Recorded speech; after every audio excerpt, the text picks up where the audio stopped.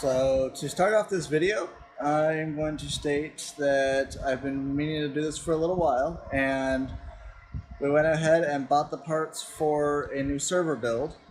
That way we can decommission my server.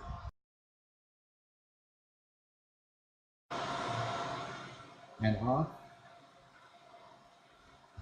And I'm going to start building the new server, which will be way smaller than that big thing. So we shall get started.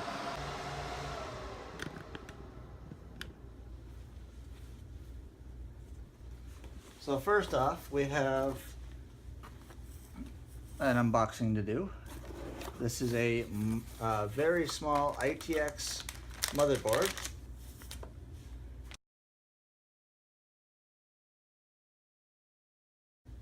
This is going to be the new motherboard we're going to be using that is way small, which is perfect.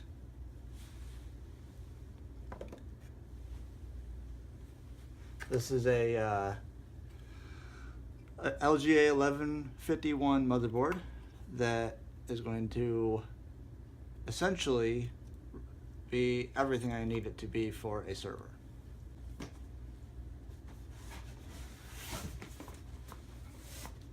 This is going to be the power supply. And then we also have the case.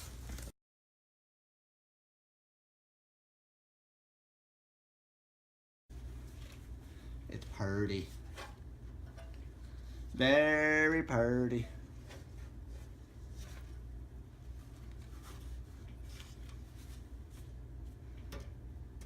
Looks like we got 4 screws that are going to eventually turn into easy access screws.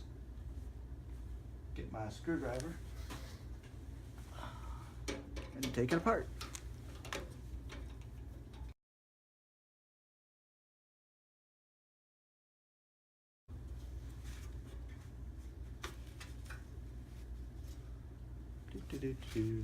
Just got to figure out how it comes apart.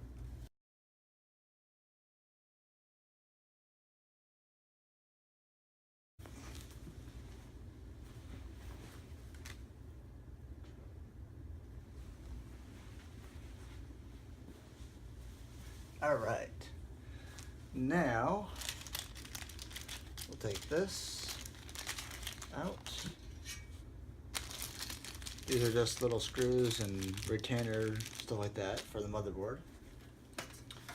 Flip that over. Undo this wiring.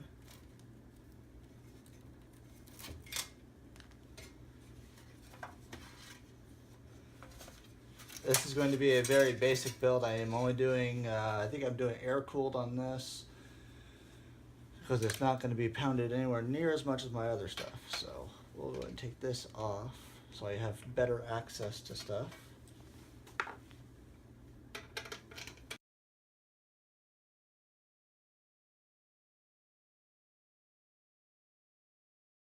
Oh, look at that.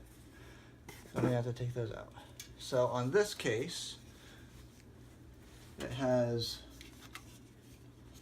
front I/O that's very easy to access, so I should be able to put those in very easily and be able to go that route. Otherwise, this already has posts, so I'll go ahead and set the motherboard in. Oh, no, I won't. Actually, I almost forgot to put the shield in.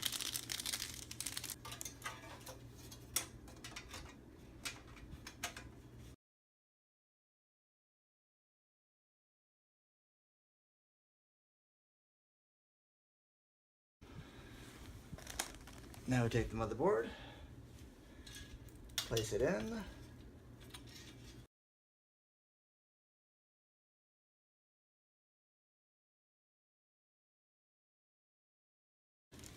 Place a couple of screws.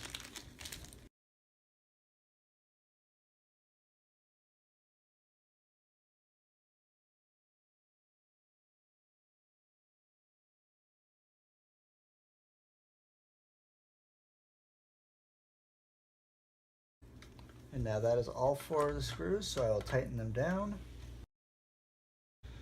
So moving on, let's grab the CPU and put that in. The covering for the CPU shield.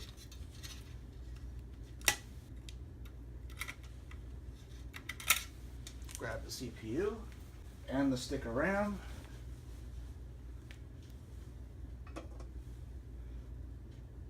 Find the tabs and set it in there.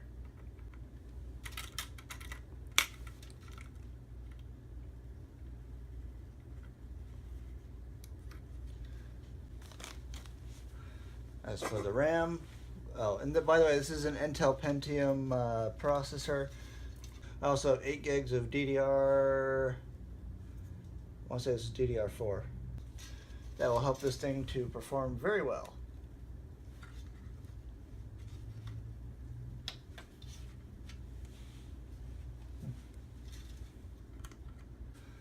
Okay, next up we have the front I/O.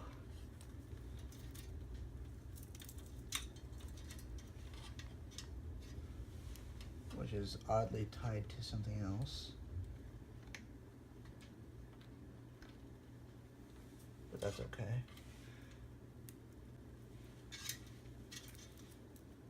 Power, reset, front audio, and USB 3.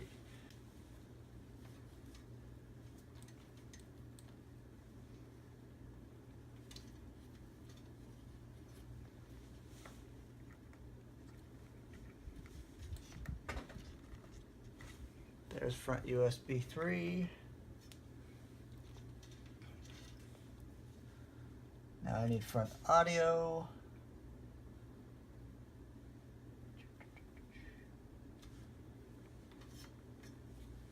Front audio is right here. Gotta get it on the right way.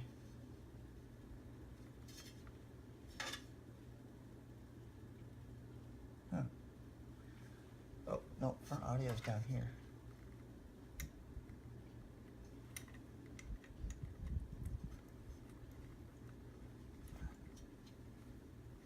So there's front audio. But here we're going to have to put some new thermal paste on it. This is basically the barrier between the CPU and the heatsink. That way it evenly spreads the heat.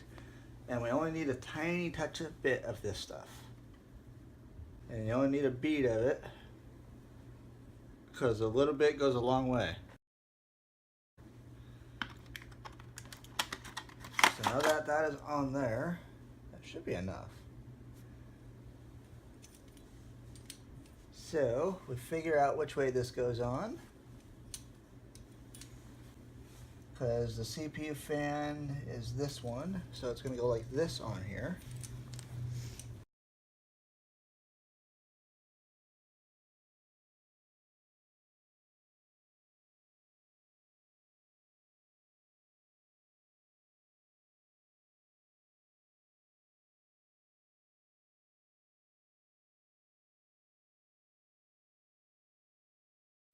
Alright, so that's locked on there, nice and tight. Do the test. Yep, it holds it in.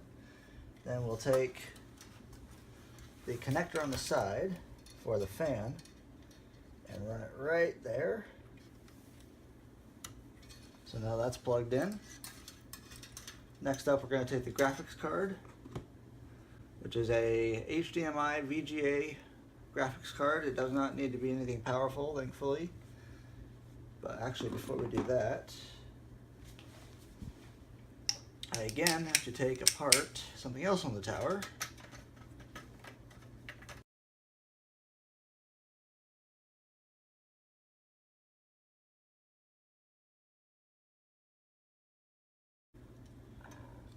Put it into the port.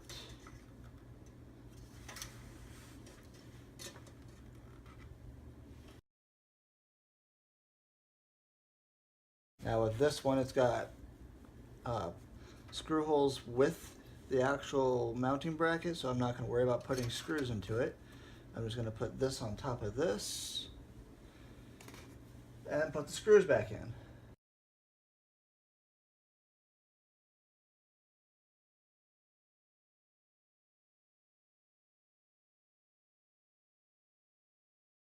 Video card is in. I'm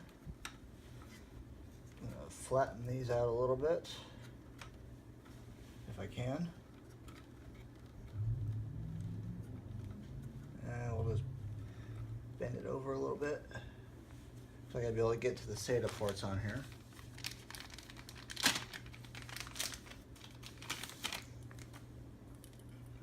So it came with 2 SATA connectors, which is nice. So the primary one is going to go into SATA slot 0. It doesn't actually matter too much which port you put them in because the BIOS controls it all.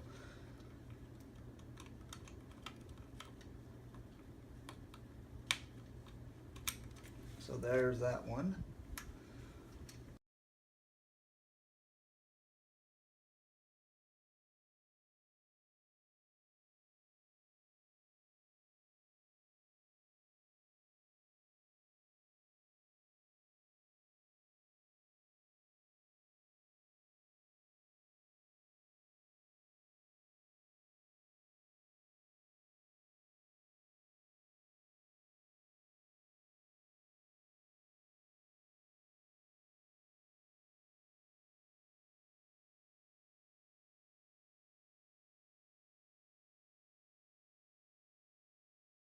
So, next up we need power.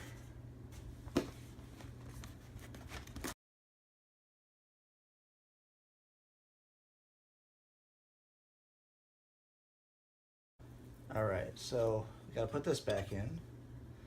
I believe it goes on this side to hold the power supply on.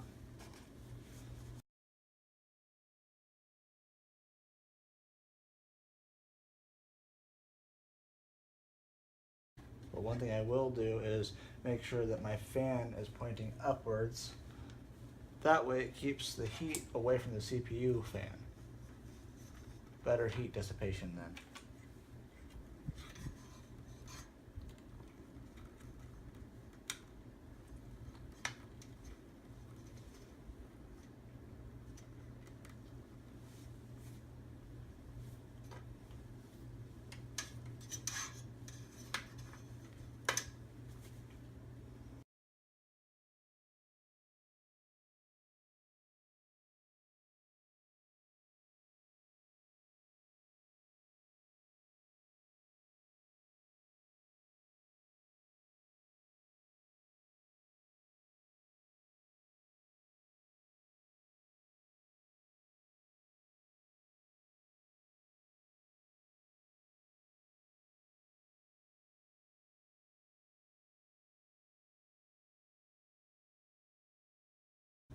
Oh, now we go ahead and mount the fan.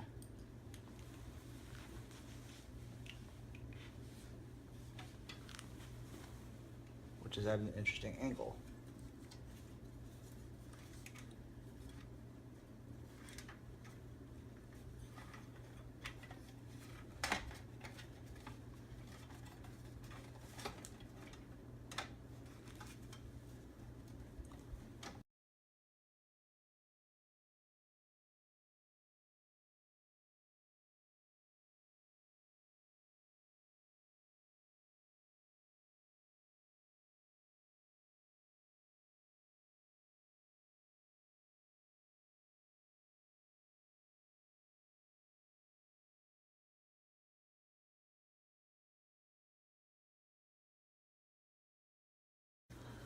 We got those powers connected.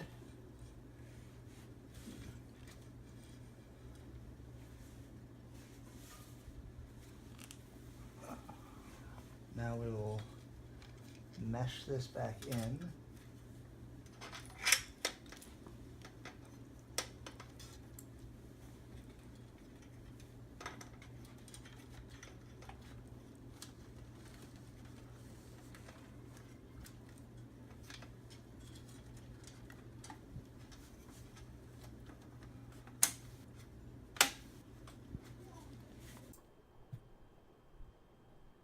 So I wanted to bring up the factor that I had to cut the video and go do a couple other things, but I did come back and end up finishing it, and Wonderland is done. This is my ITX build, and what we ended up going with was doing a solid state hybrid drive at the top, as you can kind of see this right here, which mounted to the top of this plate right here. I should say to the bottom of the plate. And then underneath, as you can hopefully see, is a 120 gigabyte solid state. That's a Samsung Evo 840, I want to say, and it's a solid state drive. I put the fan up front, that way it would keep the hard drive a little cool. It would pull in air, be able to circulate underneath, and push things forward. Forward throughout the case.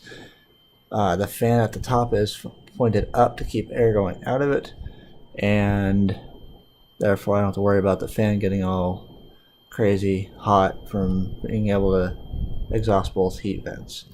But otherwise, it came together really well. I have 2 screws on this side and 2 screws on that side holding the hard drive up, and then there are screws on the under half of this that mount the solid state into place. And then I tried to do as much wire management as I possibly could, but unfortunately, due to the style of the case, it made it a little bit more difficult. So, but it is complete. It has been running for a while, and it's working really well.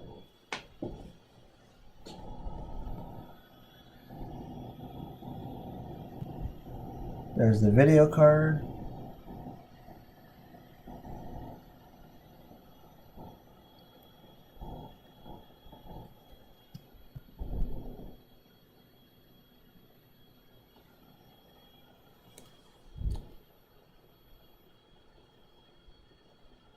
And this completes Wonderland.